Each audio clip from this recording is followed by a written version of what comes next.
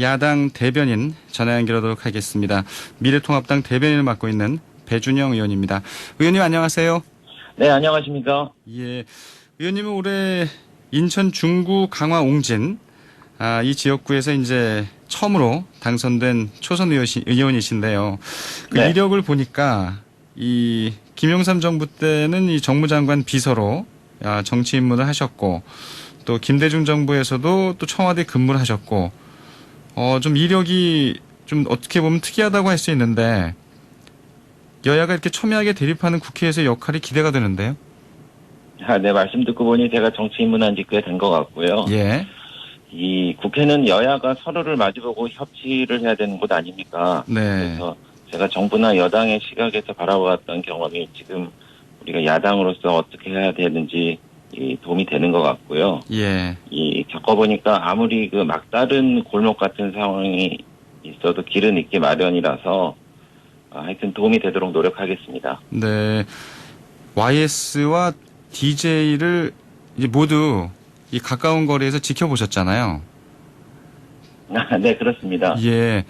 두 분이 만일 계셨다면 지금의 잘 풀리지 않는 그 여야 관계, 국회 관계에 대해서 혹시 뭐라고 조언하셨을까 또 궁금하기도 한데요. 네. 두 분 다 그 의회 민주주의를 위해서 평생을 바친 분 아니겠습니까? 그렇죠. 그래서 지금 그 여야가 이렇게 교착된 국회 상황에 대해서는 원칙을 가지고 대화 타협으로 그리고 소수자의 권리를 존중하면서 현명하게 풀어나가라고 그렇게 말씀하셨는데요. 예. 그 말씀을 지금 정부 여당한테 좀 말씀드리고 싶습니다. 이게 지역구가 인천 이제 중구 강화 옹진이시잖아요. 네네. 이제 중구 실미도가 이번에 6.17 부동산 대책으로 이 신설된 조정 대상 지역에 포함이 됐습니다. 네. 이게 잘 모르시는 분들이 많을 것 같은데 실미도에는 사람이 살지 않으시잖아요, 지금. 예. 예. 그래서 그 탁상행정이 난 뭐 천국이라고 볼 수 있습니다. 예, 제가 뭐 꼬투리 잡으려고 하는 게 아니고, 예. 정부가 좀 신뢰를 얻어야지 그 정책 소비자인 국민들이 더 신뢰하고 그 정책을 따르지 않겠나 그렇게 보고 있습니다. 네. 그래서 인천 중구를 이제 부동산 조정 대상 지역에서 해제해달라는 그런 공문도 이 정부, 그러니까 국토교통부에 보내셨다고 하는데 어디 국토부로부터 답이 있었나요? 아직 답을 받지 못했습니다. 예. 그래서 인천 중구가 지금 상대적으로 낙후된 지역인데 그 행정 편의주의적인 이런 피해 지역이 됐다고 보고요. 예. 좀 구체적으로 말씀드리면은 지난 2월부터 5월까지 인천 중구 주택 상승률은 수도권 전체 상승률의 한 60% 정도밖에 안 되고, 예. 최근 4월, 5월에 분양한 중구 두 개 아파트 청약률이 4.1대1, 4.35대1로 정부가 제시한 조정 대상 지역 요건의 5대1을 초과하지 않았습니다. 그래서 이번에 그 3040 세대들이 그 집 마련의 그 사다리를 정부로부터 걷어차였다는 얘기가 좀 높지 않습니까? 또 풍선 효과로 김포 파주 집값은 엄청 뛰고요. 그래서 예. 저는 이 잘못된 규제를 바로잡도록 국회 차원에서 할 수 있는 일들을 좀 해가려고 하고 있습니다. 알겠습니다. 아무래도 정부가 좀 재조정이 필요하지 않나 이런 생각이 들고요. 21대 국회 이제 원구성 협상이 잘 안 되고 있다는 조금 전 뉴스 브리핑 소식에서도 전해드렸습니다만 이 걱정입니다. 근데 민주당은 오늘 이제 국회 본회의를 추진한다는 입장이잖아요. 네, 예.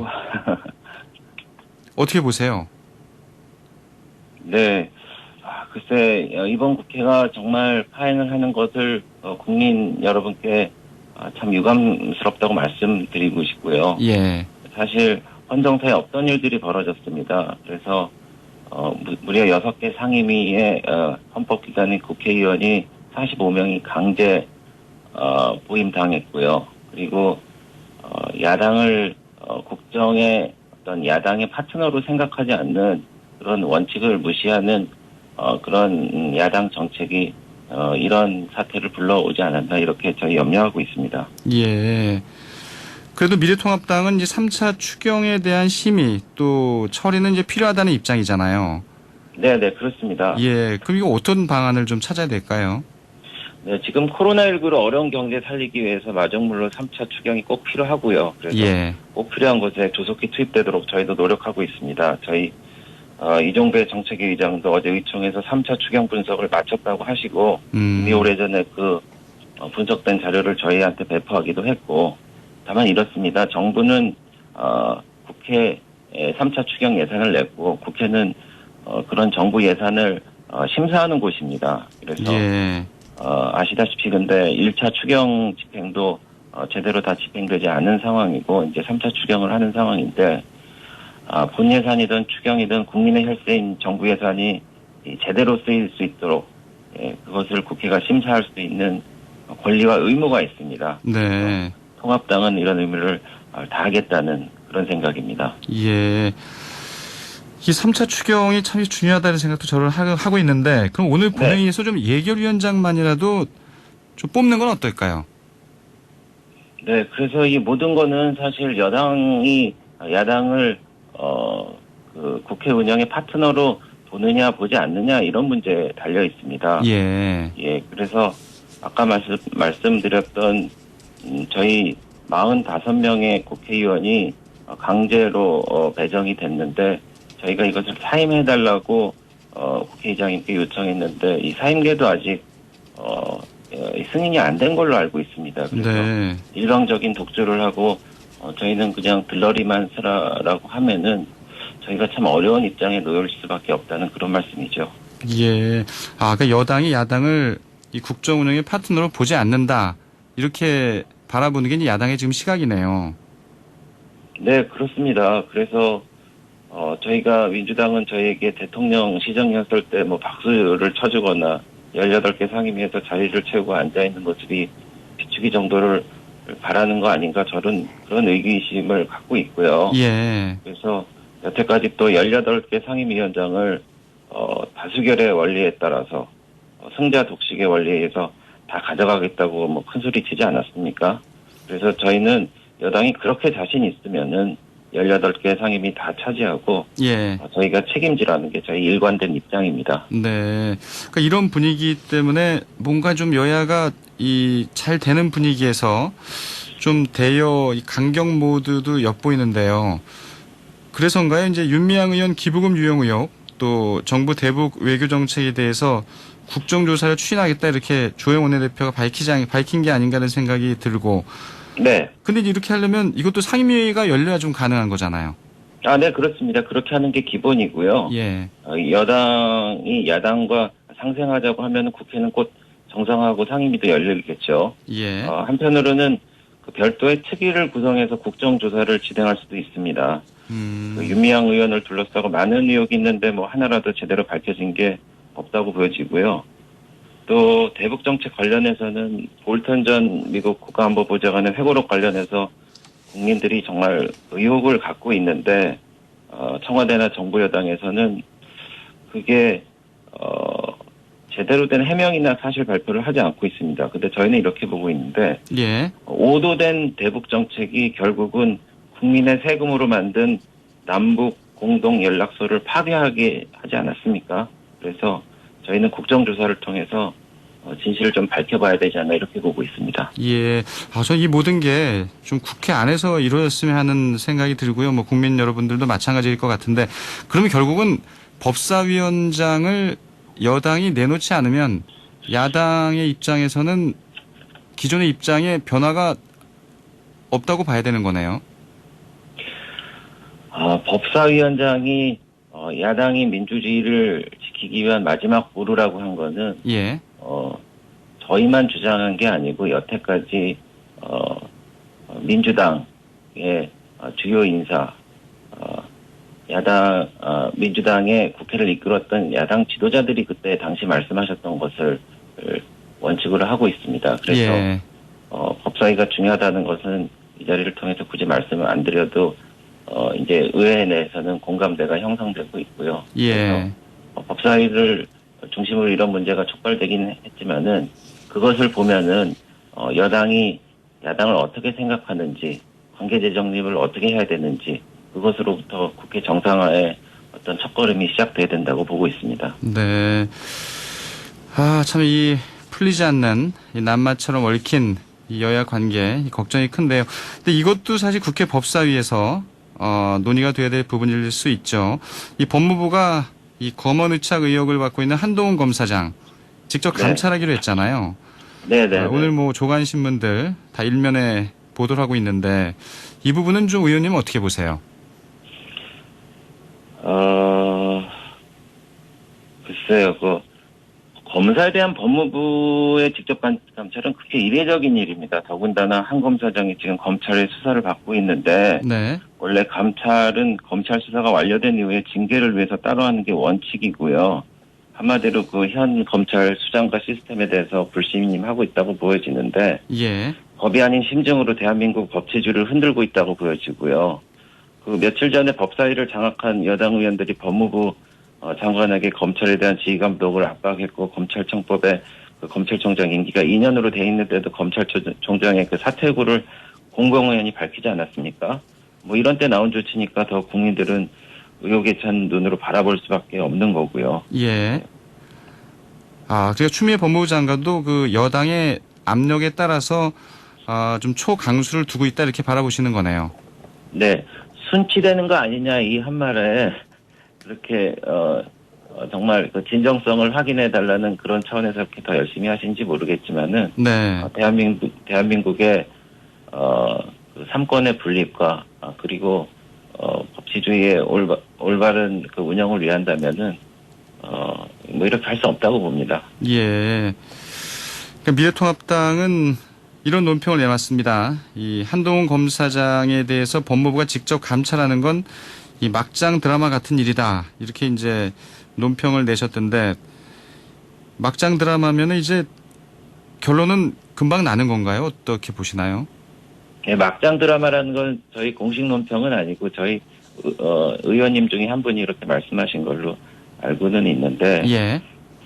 그래서 저희가 그 정상적인 국정 운영을 위한다면은 여야가 서로 파트너로서 인정을 해야 된다고 생각을 하고요. 예. 그 법무행정 관련해서 드렸으니까 제가 그 공수처 관련해서도 잠깐 말씀드리겠습니다. 예. 예, 어제 제가 놀라운 사실을 알게 됐는데, 네. 그 원래 공수처장 후보 추천위원회 구성에 7명 중에 2명의 추천 권한이 미래통합당에 있지 않습니까? 그렇죠. 예. 그런데 이 추천 권한마저 민주당에서 지금 무력화하려는 시도를 하고 있다는 것을 알게 됐는데, 예. 알고 보니까 민주당의 백혜련 의원이 지난 1일 국회가 시작되자마자 국회의장은 뭐 교섭단체 기한을 정해서 위원회 추천을 서면으로 요청할 수 있고, 기한까지 추천이 없을 때는 국회의장은 교섭단체를 지정해 위원 추천을 요청할 수 있다. 이 얘기는 무슨 얘기냐면요. 네. 저희가 갖고 있는 2명의 추천이 원활치 않으면은 이 민주당의 추천 권한을 넘기라는 조항을 지금 법안을 통해서 개정을 하고 있는데, 그나마 민주당은 우리가 법률적으로 보장된 야당의 권한마저 국회가 시작되자마자 바꿔보려는 그런 시도를 하고 있는 거 아닙니까? 그래서 지금 법사위도 가져가서 저희가 사실상 막을 수도 없어요. 그래서 저희 그 법률 전문가인 유상범 의원께서는 이거를 좀 적극적으로 맞서는 국회 규칙안을 대표 발의했습니다. 그래서 철회를 촉구하기로 했고요. 예. 이 정부 여당이 왜 이렇게 공수처에 집착하는지 모르겠습니다. 그 대통령 측근의 권력형 비리 감시하는 그 특별감찰관이요, 청와대. 지금 3년 9개월째 비어 있어요. 예. 그래놓고 이 공수처 출범이 왜 이렇게 시급한지 그 앞뒤가 맞지 않다는 말입니다. 그래서 공수처가 이 정권의 신여로 악용되지 않도록 하기 위한 확실한 조치가 필요하지 않나, 저희는 그렇게 보고 있습니다. 예. 이 백혜련 의원의 주장도 사실 입법화가 필요한 거죠. 이 공수처장 후보 추천위원회 구성 문제. 네, 그래서 저희가 야당이 갖고 있는 견제와 균형, 상권 분립을 위한 이런 제도적 장치가 예. 이게 법사위를 장악한 여당의 시도로 의해서 자꾸 무력화되고 무너지고 이러면 정말 국회가 입법부가 아니고 견제와 균형을 가진 삼권의 제 한 축이 아니라 통법부로 전락해버릴 수 있다는 그런 위기감이 있기 때문에 네. 저희가 이렇게 절실하게 말씀드리는 겁니다. 예. 그러니까 다시 한번 정리해보면 공수처장 후보 추천위원회 구성이 이제 7명 중에 이 네. 2명이 이제 야당이 들어가게 돼 있는데 그 2명에 대해서는 이제 반드시 이 지키기 위한 또 입법화를 추진하겠다는 얘기네요. 네, 네, 그렇습니다. 참 제가 얘기를 쭉 들어보니까요. 여러 가지 문제에서 그 여야의 시각 차이가 크고 또 좀 야당에 대한 좀 설득이 여당으로서는 좀 더 필요하지 않나 이런 생각도 드는데요. 끝으로 네. 그 의원님께서는 이번에 이 해당 상임위는 어디를 좀 그래도 희망하시나요? 저희 지역이 인천 면적의 70%고 공항과 항만, 경제자유구역, NLL, 농어촌이 다 있는 지역이라서 두루 살피려고 그러면은 국토, 교통이나 농림해양수산위가 좀 필요하지 않을까 해서 그쪽을 생각하고 있습니다. 그러시군요. 네. 예. 아무튼 지금 이 국회 원구성 협상이 잘 마무리되지는 않고 있습니다만 그래도 이 국회에 첫 발을 디디시면서 앞으로의 계획, 포부 짧게 한 말씀 해주시죠. 네. 저희가 제대로 일을 해서 국민들에게 희망을 드리고 그리고 국정을 바로잡아야 할 텐데 이렇게 늦어지게 돼서 국회 일원의 한 명으로서 송구스럽게 생각하고요. 하루속히 국회 운영을 정상화하고 대한민국의 코로나19로 어려운 경제와 외교안보의 어려운 상황을 타개해 나가기 위해서 최선을 다하겠습니다. 네, 알겠습니다. 예, 인천 중구 강화 옹진에서 당선된 초선 의원입니다. 미래통합당 배준영 의원과 함께했습니다. 고맙습니다. 네, 감사합니다.